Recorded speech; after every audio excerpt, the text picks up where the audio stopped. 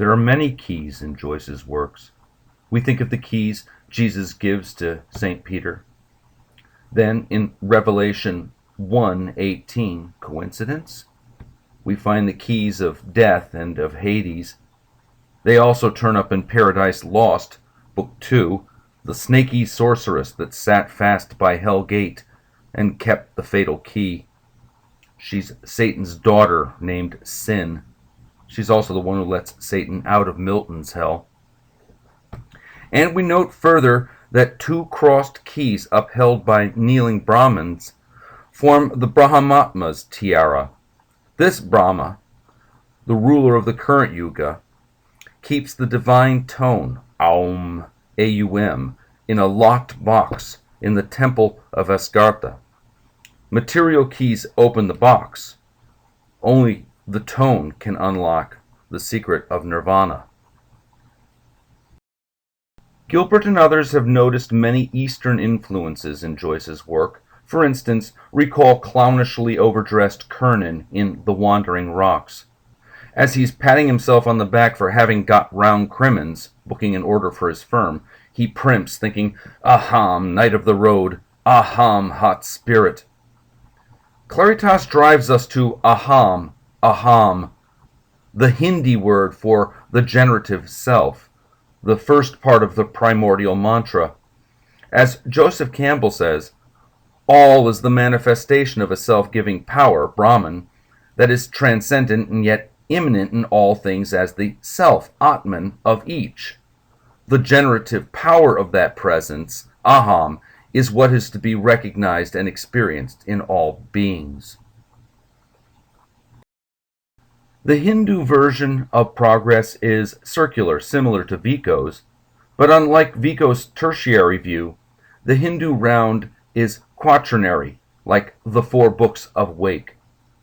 Structurally, Wake also shares sympathies with Ulysses. Book 1 echoes Penelope with 8 chapters.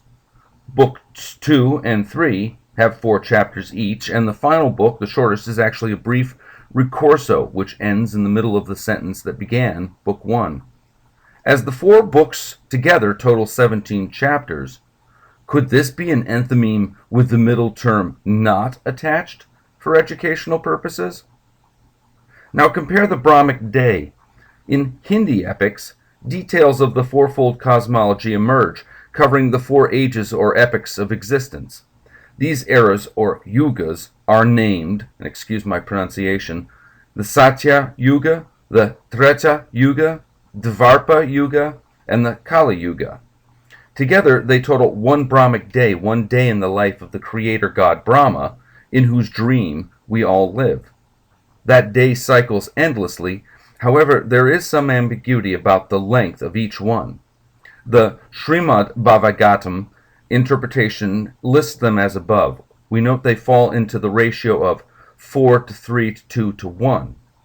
Finnegan's Wake's sections total in pages, depending on your issue, roughly Book 1, 216, Book 2, 180, Book 3, 187, Book 4, 35. At best, this is a vague approximation, but still structurally, it's identically parallel. Finnegan's Wake fails an Aristotelian test for proper art. It lacks the unity of an end in the structural sense. When you get to what looks like the end, the narrative picks up again at the beginning. This circular narrative suggests a Hindu model. When we think of the book's title, we might recall the 1850s music hall ballad about Tim Finnegan, brought to a fall by alcohol and raised by the same spirit. There is, however, another Finnegan's Wake. Consider the plight of poor old Michael Finnegan. This is an example of an unbounded song. It can go on forever. Typical of the ilk, a campfire song or drinking chant, its structure is a simple repeating limerick in which, when one gets to the end and one wants to, one can simply begin again. Finnegan. As a metaphor for the Brahmic day, Wake picks up where Ulysses left off. In his letters, Joyce described Molly as not fertilized, but fertilizable. As Penelope represents potential, not actuality, Book 1 of Wake returns to that same feminine principle. In general terms, the book belongs to Annie, sometimes identified as Anna Livia Pluribel, Joyce's spirit of the River Liffey. She is the novel's Aham spirit, which in Book 2 joins with the Atman, or individual soul. In the 4 chapters of Book 2, we learn more of Shem and how Sean fares better with the ladies. Shem, however, excels at certain tasks, such as Euclidean geometry, demonstrating the principle of duality. With the reader's spirit now involved, Book 3 brings us to the second birth, the rebirth of the soul as a cosmic being, or Brahman.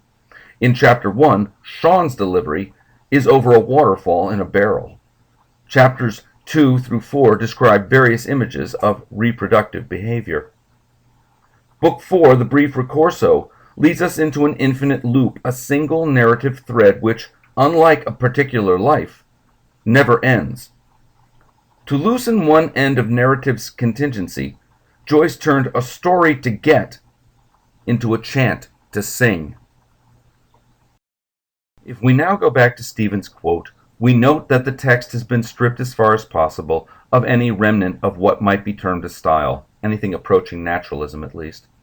Still, as the emotions were compelled by Joyce's rhythms and sirens, the reader is compelled by that vital sea of narrative as it washes through one's own mind. Listen to Stephen.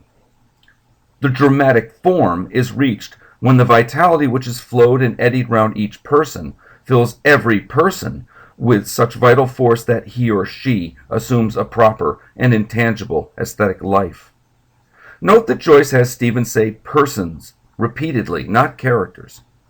True, the ambiguous phrase could be taken the common way, but if we take Joyce at Stephen's word, he wants the reader to assume a proper and intangible aesthetic life. If the free end of the aesthetic effect is only prefigured, which is to say only potential, it retains its Aristotelian universality. To better remove his own obfuscating influence upon the text, Joyce de-emphasizes the objective aspects of narrative to better evoke subjective implications in your mind. To quote Bosanquet, as a general rule, the more a man looks for, the more he will see. Beauty, in short, ceases to be a datum and becomes a problem. In this way, Finnegan's Wake becomes a problem for the reader to figure out, but not like a plot to get or a mystery to solve. More like a Rorschach test to see what you can make of it. Stephen again. The aesthetic image in the dramatic form is life purified in and reprojected from the human imagination. Again, he says human imagination, not the artist's. And yes, again, in the ambiguity, Joyce could mean his own imagination. But if we turn that implication around, we may equally read that the true aesthetic image is only one created by a living human's imagination. In other words, it is not created in text, or in narrative, or in character. It is established in the reader who loves the book. Thank you.